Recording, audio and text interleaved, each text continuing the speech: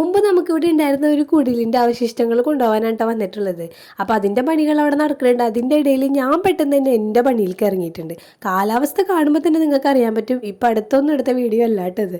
ഞാൻ ഈ വാലിന് തീ പിടിച്ച പോലെ ഓടി നടക്കുന്നത് കുറച്ച് ചീര തപ്പിയിട്ടാണ് കേട്ടോ. അപ്പോൾ പലതരത്തിലുള്ള ചീരകൾ ഇവിടെ ഉണ്ട്. ഇത് നമ്മൾക്ക് സാധാരണ ഉള്ള ഒരു ചീര. ഇത് നമുക്ക് എപ്പോഴും കിട്ടണ ഒരു ചീരയല്ല, കുപ്പച്ചീര എന്നൊക്കെ പൊതുവേ പറയും. ഇതാരും കൃഷി ചെയ്യണ ഒരു ചീര ഒന്നും അല്ല കേട്ടോ. പണ്ടൊക്കെ നാട്ടുമ്പുറം ഭാഗത്തൊക്കെ ഒരുപാടുണ്ടായിരുന്ന ചീരയാണ്, ഗുണങ്ങളിൽ ഏറ്റവും മുമ്പിൽ നിൽക്കുന്ന ചീരയാണത്. അതുകൊണ്ട് തന്നെ പരമാവധി അവരെ കൈക്കലാക്കിയിട്ടോ ഞാൻ മറ്റുള്ള ചീരകളെ നോക്കാൻ പോലും പോവാറുള്ളൂ.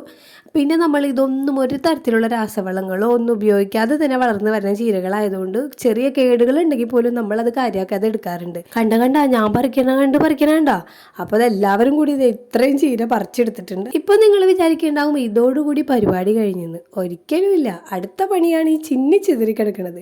ഇവരെയൊക്കെ പറക്കിയെടുക്കാന്ന് പറഞ്ഞാൽ നമുക്ക് എപ്പോഴും ഒരു ത്രില്ലുള്ളൊരു കാര്യമാണ് അല്ലേ. അടുത്തതായിട്ട് നമുക്ക് കുറച്ച് മാരകായുധങ്ങളൊക്കെ വെച്ചുള്ള പരിപാടികളാണ്. മനക്കരുത്തുള്ളവർ മാത്രം കാണാം കേട്ടോ. അപ്പോൾ ഇത് ഒറ്റയടിക്ക് പണി കഴിയുമെന്ന് വിചാരിച്ചു, പക്ഷെ കഴിഞ്ഞില്ല. അപ്പോൾ അതുകൊണ്ട് നമുക്ക് സമയം കളയണ്ട, നേരെ താഴത്തോട്ട് നോക്കാം. താഴത്തും അതാ കുറച്ച് നൊസ്റ്റാൾജിയ ചിന്നി ചിതറി കിടക്കുന്നു. ഇതൊക്കെ ഹെയർ ഡൈ ഉണ്ടാക്കാൻ സൂപ്പർ സാധനമാണ് കേട്ടോ. ഇത് നമ്മുടെ സാമ്പാർ ചീര, പ്രത്യേകിച്ച് പരിചയപ്പെടുത്തണ്ടല്ലോ. നമ്മൾ വിഷയത്തിൽ നിന്ന് ചെറുതായിട്ടൊന്ന് തെന്നി മാറിയല്ലേ. നമ്മുടെ പരിപാടി ഇതാ പരിസമാപ്തിയിൽ എത്തിയിട്ടുണ്ട്. ഇതൊക്കെ കാണുമ്പോൾ ഒരുപാട് കാര്യങ്ങൾ ഓർമ്മ വരുന്നുണ്ടല്ലേ. പ്രകൃതി ഭംഗി പ്ലസ് നൊസ്റ്റാൾജിയ, അതാണ് ഉദ്ദേശിച്ചത്. പക്ഷെ എന്തോ അത്രയ്ക്ക് അങ്ങോട്ട് വർക്കായില്ല.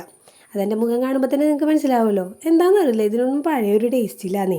ചെറിയ പ്രായത്തിലൊരു വലിയ ഭാരം താങ്ങേണ്ടി വന്നൊരു കുരുന്നീനാണ് കാണുന്നത്. അപ്പോൾ ഇതെല്ലാം കഴിഞ്ഞ് നമ്മൾ നമ്മുടെ പണി സാധനങ്ങളും കിട്ടിയ സാധനങ്ങളൊക്കെ പെറുക്കി കൂട്ടി കുലുങ്ങി യാത്രയാവുകയാണ്. നമ്മുടെ തേരാളി ഇതൊന്നും കാണാനിട്ടാണോ കണ്ട പോലെ ഭാവിക്കാനിട്ടാണോ എന്നറിയില്ല. യാതൊരു ഭാവങ്ങളും ഇല്ലാതെ യാത്രയായിട്ടുണ്ട്. അപ്പോൾ ഇനി അടുത്ത വീഡിയോയിൽ കാണാം.